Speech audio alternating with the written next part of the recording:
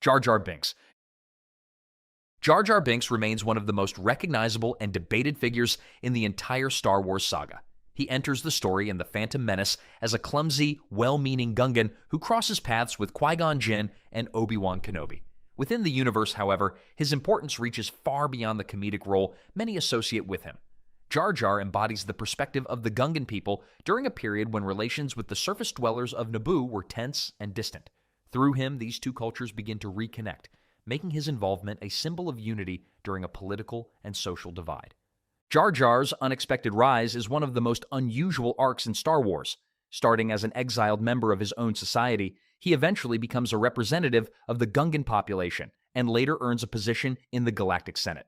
His upward trajectory shows how someone overlooked or underestimated can end up with enormous influence, even without seeking power. What makes this journey so significant is that Jar Jar never abandons the earnestness that defines him. He genuinely wants to help those around him, and that sincerity plays a key part in how others trust him. That sincerity is also what makes his role in the prequel era so tragic. When Padme Amidala leaves Coruscant during the Separatist crisis, Jar Jar temporarily takes her place in the Senate. This moment places him at the center of one of the most consequential political maneuvers in the Republic's history. Encouraged by those who understand his good intentions but see how easily he can be influenced, he proposes granting emergency powers to Chancellor Palpatine. Jar Jar believes he is protecting the galaxy. In reality, he unintentionally accelerates the collapse of the Republic and the rise of the Empire. His decision becomes a defining example of how innocence can be manipulated by those seeking control.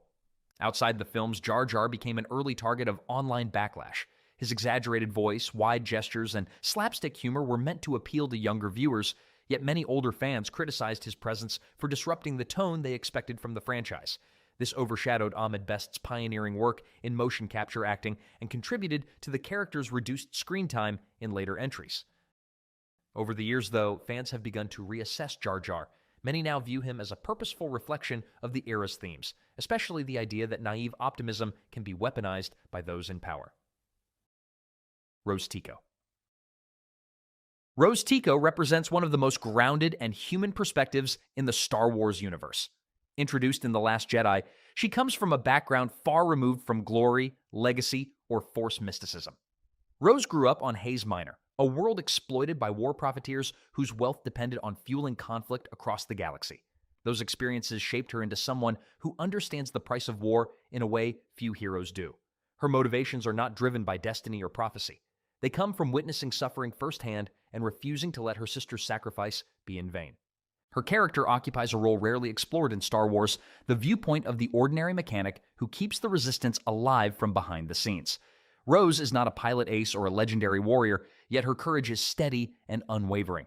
She's the kind of hero who believes that fighting for what's right is not measured by fame or recognition, but by the quiet, everyday choices that keep hope alive.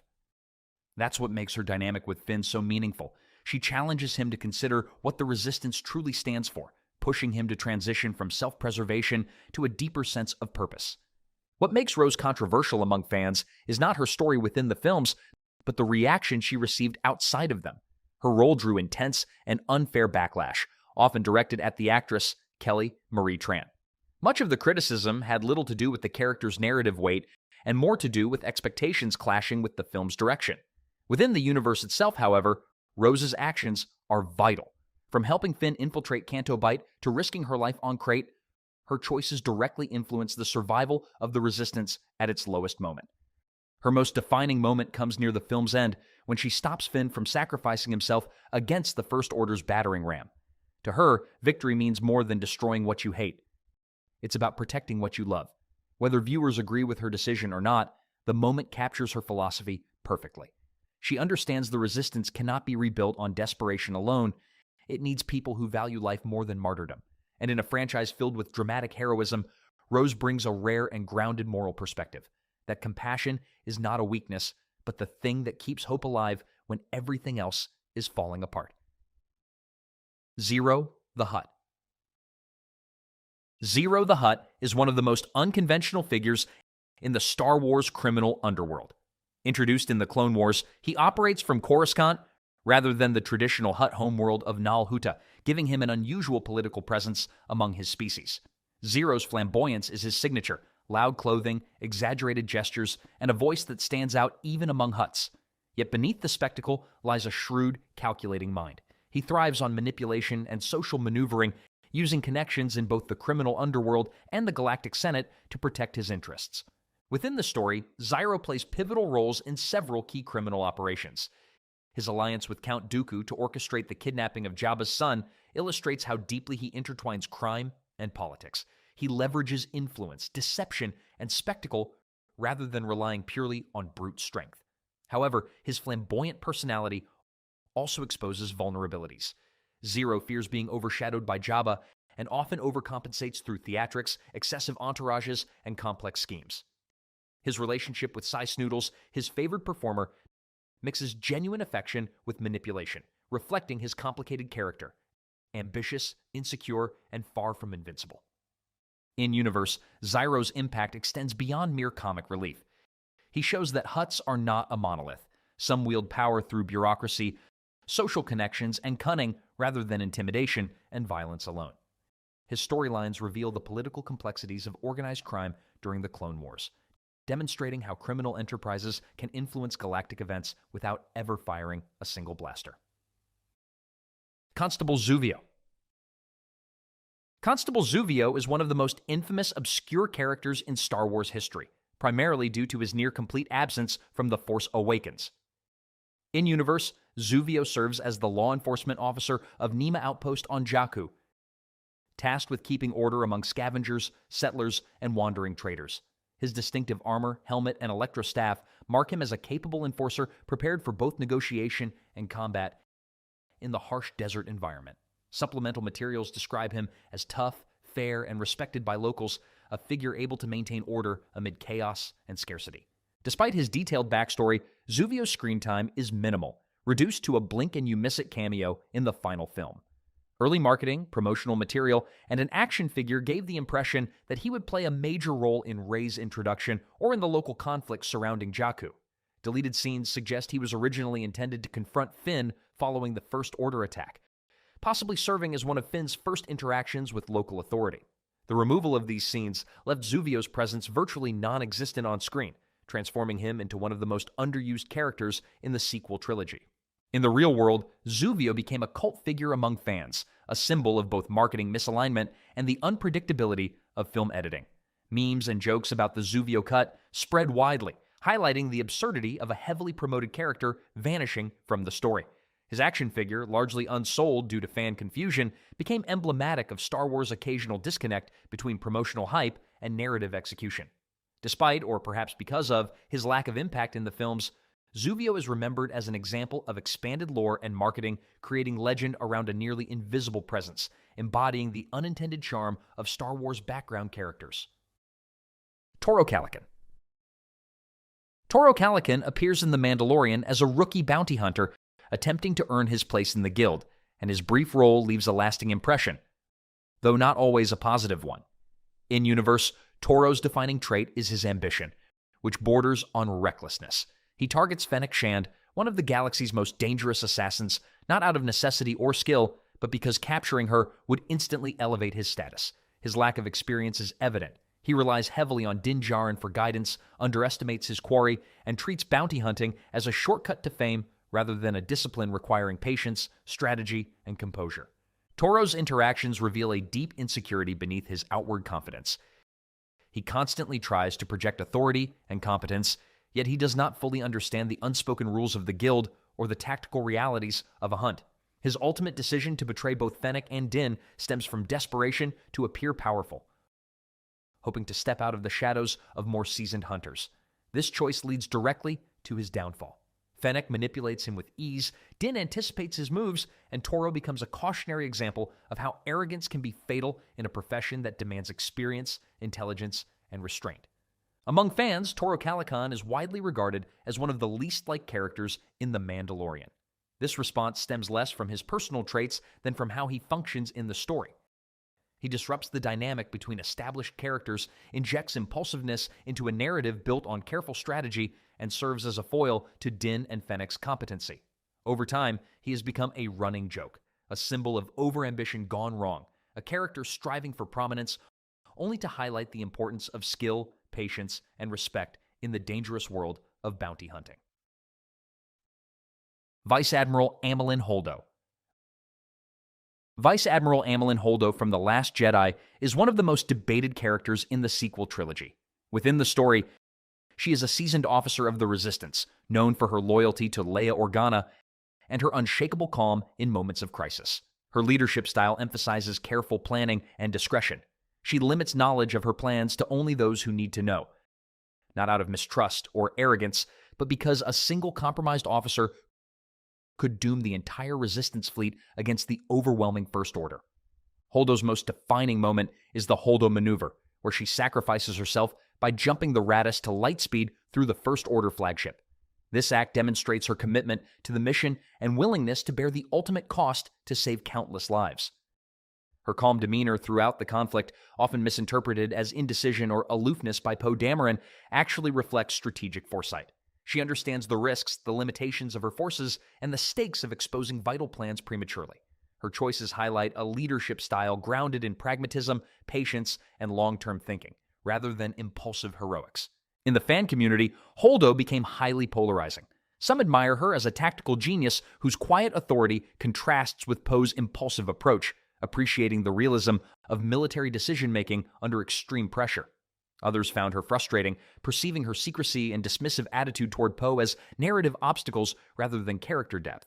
Despite these controversies, her actions cement her as a figure of sacrifice and strategic brilliance.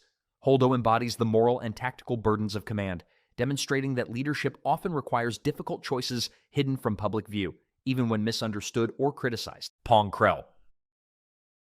Pong Krell is one of the most universally despised characters in all of Star Wars, and unlike many others on this list, that dislike is extremely intentional. Introduced in the Clone Wars during the Umbara arc, Krell is presented as a Jedi general placed in command of the 501st Legion, while Anakin Skywalker is reassigned. From the moment he takes control, Krell establishes himself as cruel, arrogant, and completely disconnected from the clones under his command. He treats them as expendable assets rather than soldiers or individuals, issuing reckless frontal assaults that result in massive casualties with little strategic justification. What made Krell especially hated was not just his harsh leadership, but the way he openly disrespected clone troopers who had already proven themselves in countless battles. He refused to learn their names, mocked their concerns, and punished insubordination harshly, even when that insubordination was motivated by survival or common sense.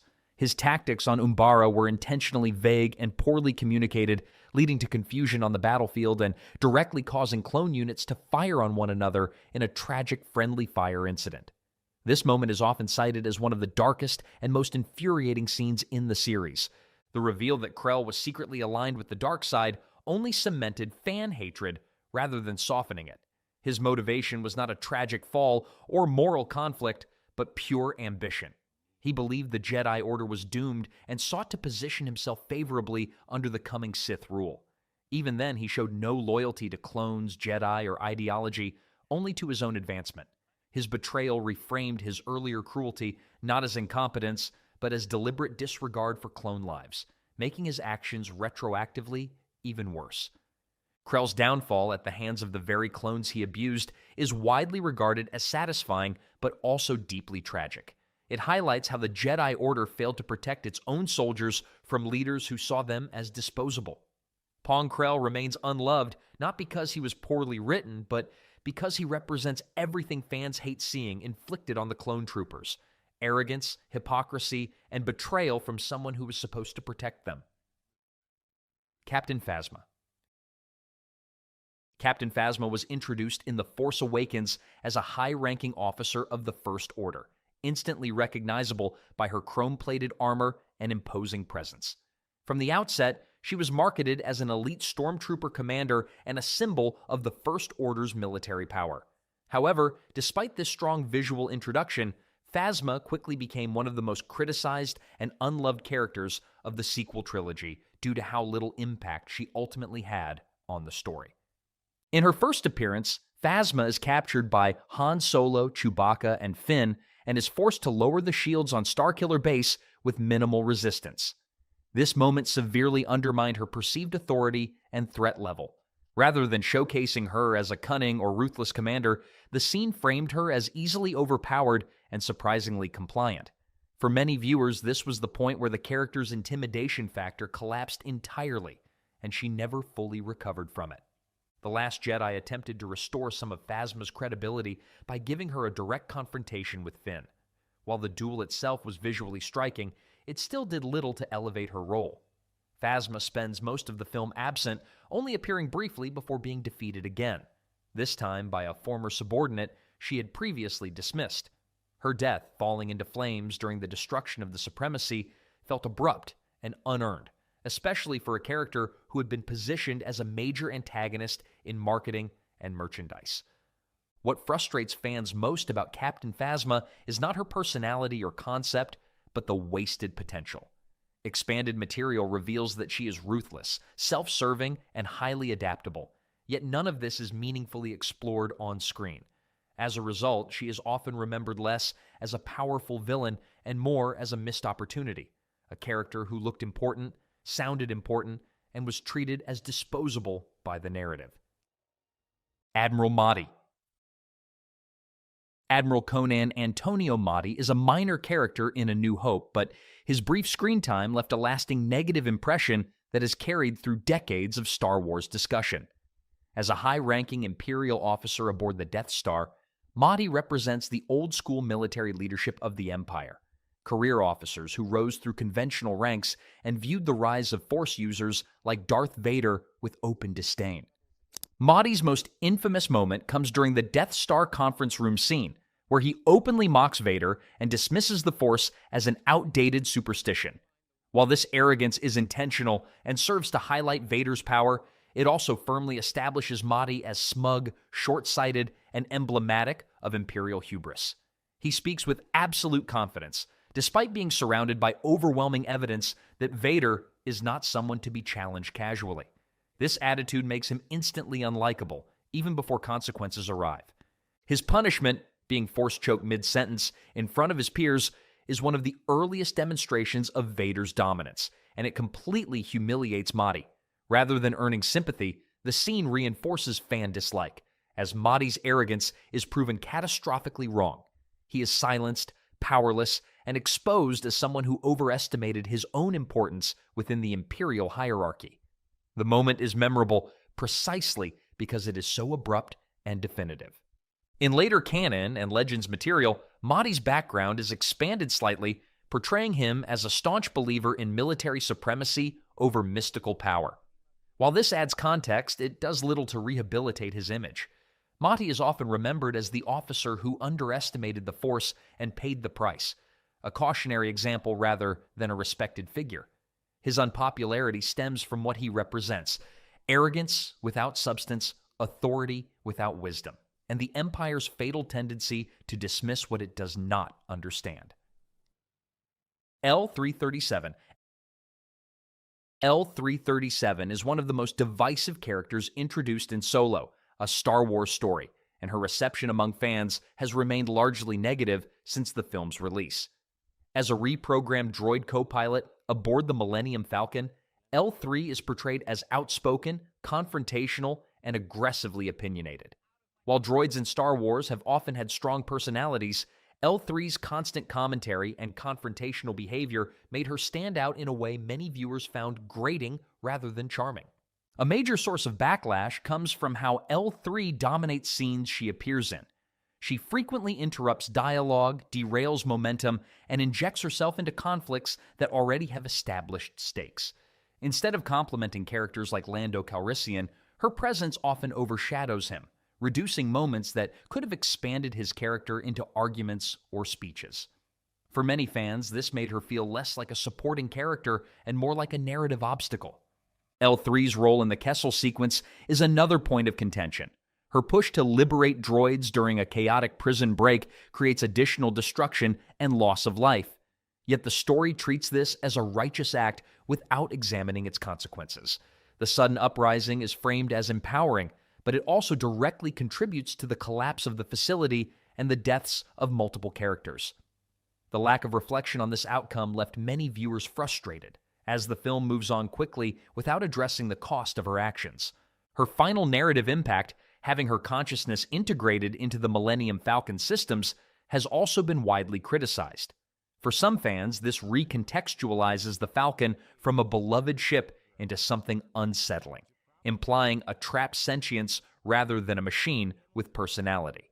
Instead of enriching the Falcon's legacy, this revelation has made certain moments from the original trilogy uncomfortable for some viewers. L-337 remains unloved not because she lacked ideas or themes, but because her execution felt heavy-handed and disruptive to the tone of Star Wars storytelling. DJ, introduced in The Last Jedi, is one of the most polarizing and frequently disliked characters of the sequel trilogy. Found by Finn and Rose in the Canto Bight prison, DJ presents himself as a slicer, with no allegiance to either the Resistance or the First Order. From the beginning, his philosophy of moral relativism, summed up by his repeated good guys, bad guys, made-up words, puts him at odds with how Star Wars traditionally frames conflict. A major reason fans dislike DJ is that his role feels intentionally cynical in a universe that has long been built on clear moral choices. Star Wars has always allowed for smugglers, rogues, and morally gray characters, but DJ takes this a step further by rejecting the idea that ideals matter at all. Instead of adding nuance, many viewers felt this approach undercut the emotional stakes of the story, especially when placed alongside characters who are actively risking their lives for a cause. DJ's betrayal of Finn and Rose is another key factor in his poor reception. After being trusted and freed, he sells out the Resistance to the First Order with little hesitation, directly contributing to their plan's failure and the deaths of Resistance members. While the film frames this as a lesson about trust and naivete, the execution left many fans feeling that the betrayal was predictable, shallow, and ultimately pointless as DJ disappears from the story immediately afterward. What frustrates audiences most about DJ is how disposable he feels. He introduces a major philosophical idea, disrupts a central subplot, and then vanishes without consequence or resolution. There is no payoff, no lasting impact on the narrative, and no meaningful follow-up. As a result, DJ is often remembered not as an intriguing wild card, but as an unnecessary detour whose presence weakened the momentum of an already controversial film. Nute Gunray. Nute Gunray is one of the most consistently disliked villains in the entire Star Wars saga, appearing across the prequel trilogy and the Clone Wars as the public face of the Trade Federation.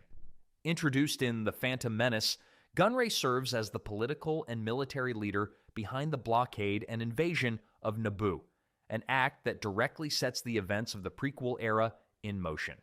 Despite his importance to the overall story, he is rarely taken seriously by audiences. A major reason for Gunray's poor reception is how ineffectual he appears on screen. Although he holds enormous power on paper, commanding massive droid armies and fleets, he is portrayed as fearful, indecisive, and easily manipulated. He constantly defers to Sith Lords like Darth Sidious and Count Dooku, acting more like a panicked middle manager than a galactic threat. This makes it difficult for viewers to view him as a credible antagonist rather than a coward hiding behind stronger figures. His characterization also leans heavily into exaggeration, which many fans found distracting rather than engaging. Gunray's speech patterns, nervous mannerisms, and frequent pleading undermine the seriousness of the conflicts he helps create. While Star Wars has always included theatrical villains, Gunray's portrayal often crosses into unintentional comedy, especially given the scale of the suffering caused by his decisions. By the time of Revenge of the Sith, Gunray's arc ends abruptly and without much satisfaction. After escaping justice multiple times through political loopholes and Sith protection, he is ultimately killed off quickly on Mustafar alongside the other separatist leaders. For many viewers, this reinforced the idea that Gunray existed primarily as a plot device rather than a fully realized character. Despite his role in sparking a galactic war, he is remembered less for menace and more for incompetence, making him one of the most unloved figures of the prequel era. Trace Martez. Trace Martez is introduced in the Clone Wars Season 7 as the younger of the two Martez sisters living in the lower levels of Coruscant. Her role in the story begins when she encounters Ahsoka Tano shortly after Ahsoka leaves the Jedi Order. Trace is presented as optimistic but inexperienced, relying on a small repair shop and her own ship, the Silver Angel, to get by. Much of the criticism around her character comes from how her decisions shape the arc. She impulsively signs on to dangerous jobs, questions Ahsoka's judgment at key moments, and on more than one occasion escalates situations that Ahsoka then has to navigate around. A clear example is when she dumps a valuable spice shipment into space during their run for the Pike Syndicate, creating the central conflict for the rest of the arc. Her dialogue and interactions often highlight the sheltered perspective she is compared to the Jedi or the war around her. The show uses Trace to represent everyday civilians caught between factions, but her storyline is built on choices that fans found frustrating or repetitive. The narrative also emphasizes her reliance on Ahsoka, which makes Trace feel less like an independent character and more like a vehicle for Ahsoka's development. Combined with the pacing of her episodes and the limited depth she receives in comparison to other Clone Wars characters, Trace became one of the more divisive additions to the final season. General Hux.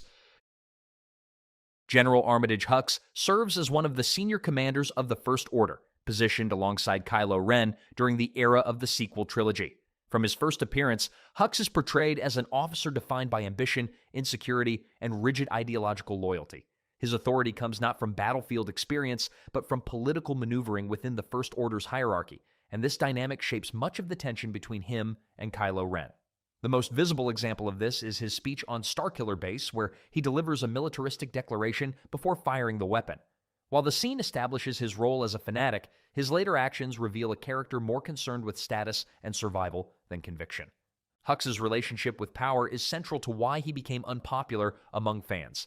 His leadership style relies on issuing commands from a distance, avoiding direct risk, and attempting to assert dominance through presentation rather than capability. Even inside the First Order, he competes for influence rather than demonstrating competence. This pattern becomes clear during The Last Jedi, where his authority is repeatedly undermined and his attempts at control fail to produce results.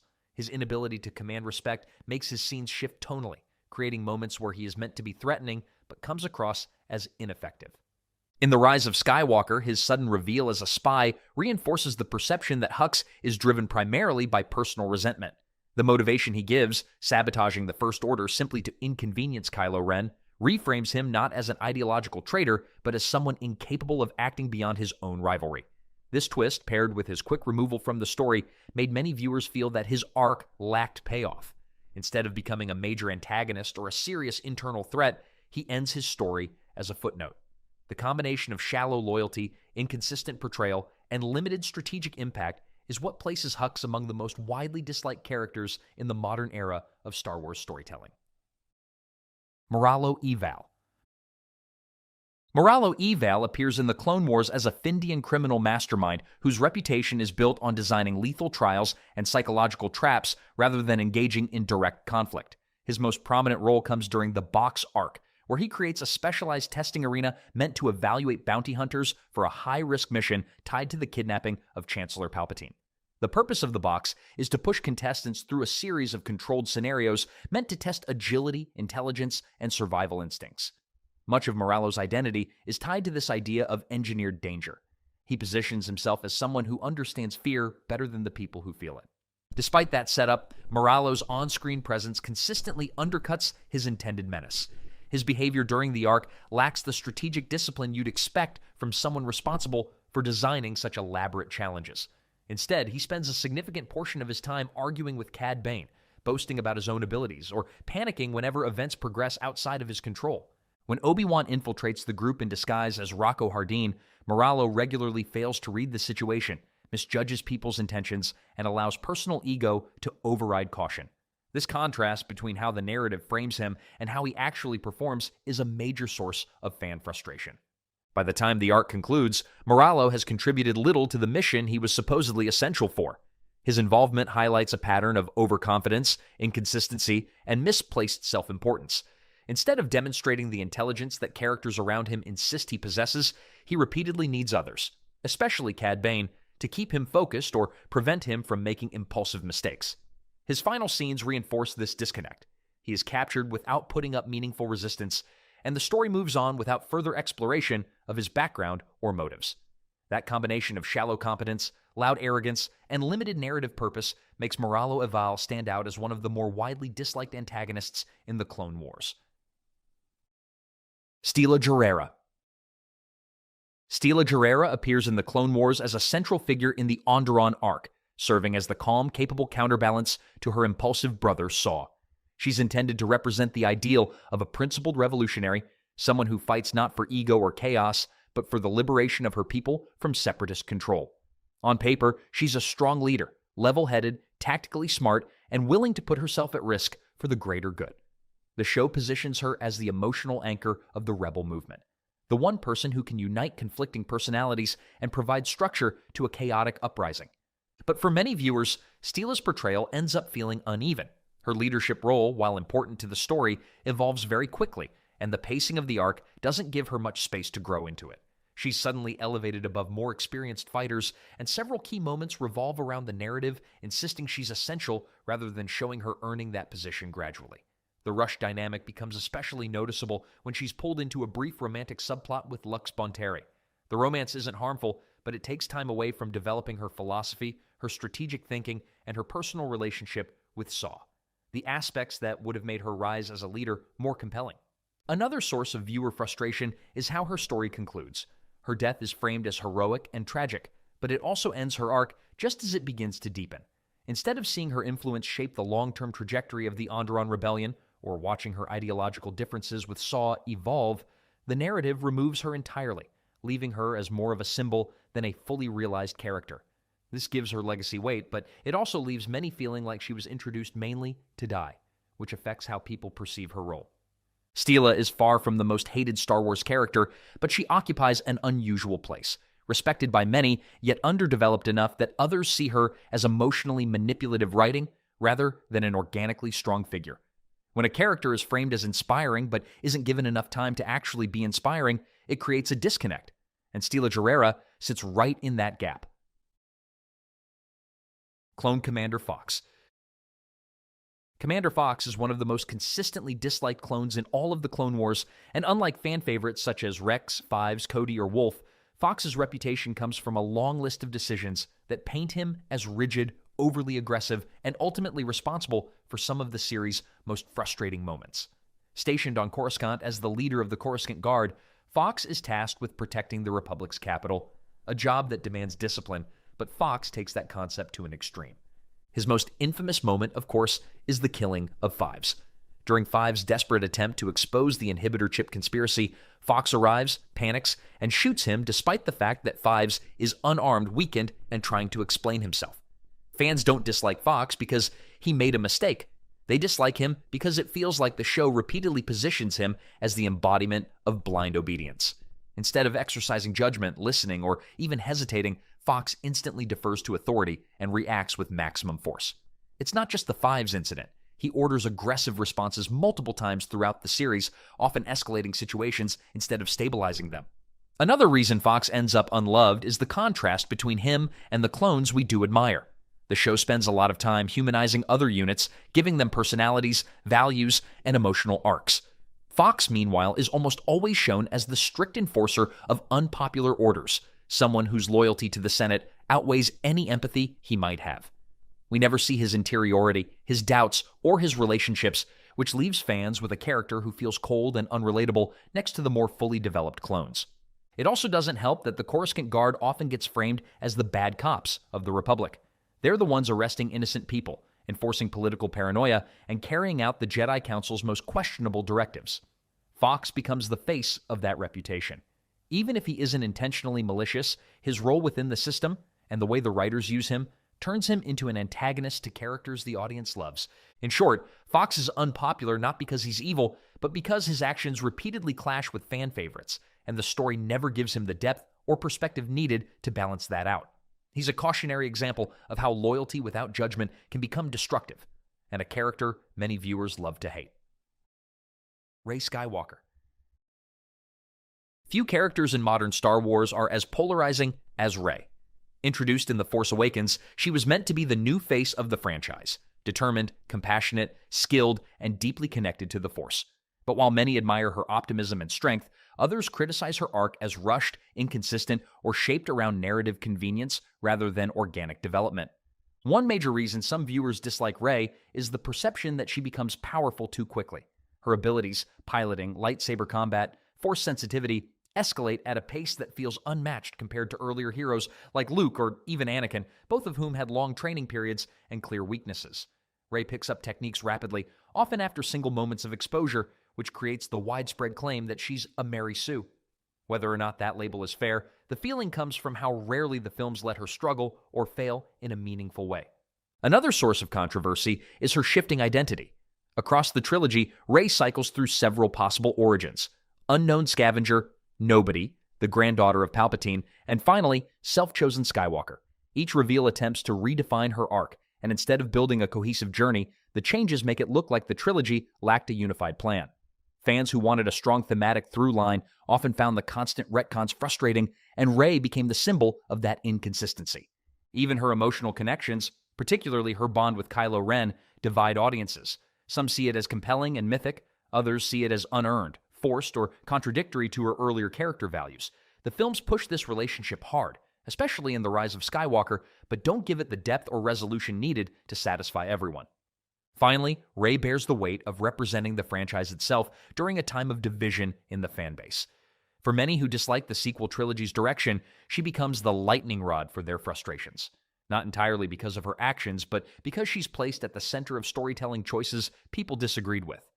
Rey isn't universally hated. She has a large fan base that sees her as inspirational, but she's undeniably one of the most unloved characters in terms of how polarized the reactions are. Her arc highlights the consequences of uneven writing and shifting creative leadership, and the way a character can become controversial not because of who they are, but because of the story built around them.